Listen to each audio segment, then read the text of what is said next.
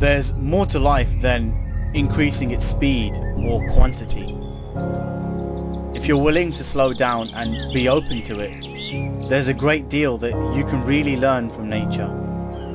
The lessons are all around us, and they're not just reserved for the special, privileged few.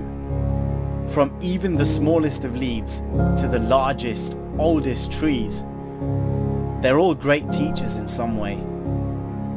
We talk about change as if it's always coming from outside, as if it's always dependent on something external.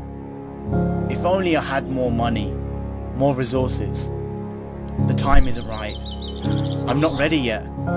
But all of these things, they focus on external things, external reasons why change isn't possible. The focus is on the outside.